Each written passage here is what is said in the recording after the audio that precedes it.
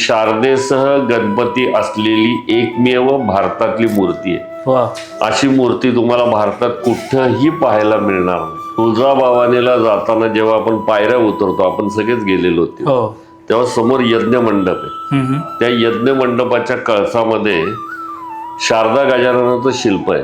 बर तर तुळजाभवानीला नवस बोलण्यासाठी गेलेले डोंगरे पैलवान हे त्या कळसातल्या शिल्पाला शारदा गजाननाच्या नवस बोलले की मला मूलबाळ होऊ दे। अशाच पद्धतीची मूर्ती मी पुण्यामध्ये बसवीन व त्याचा उत्सव चालू करेन।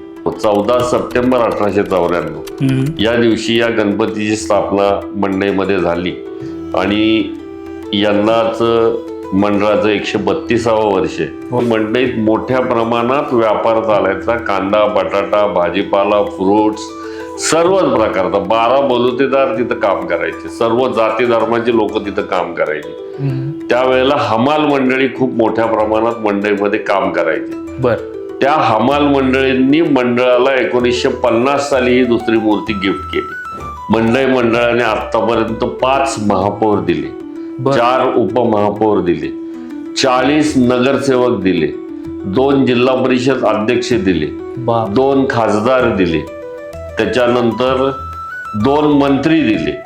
एवढं राजकीय कार्य मंडळाच्या वतीने होतं। दर 3 वर्षानंतर मंडईचा गणपती हा झोपड्यावरती बसवला जातो।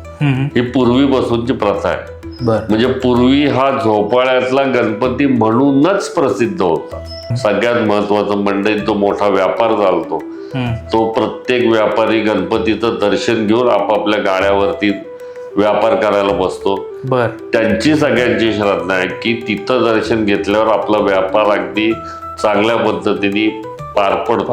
आपल्या मंडळाचं डेकोरेशन बघायला अबाल वृद्ध ज्याला म्हणतो ते लक्ष्मी रोडला थांबलेले असतात। सिटी पोस्ट चौकातनं गणपती वळाला की हजारो हात आपोआप जोडले जातात। मन तृप्त होईल इतक्या पद्धतीने ते दर्शन घेतात आणि आपापल्या घरी मार्गी लागतात।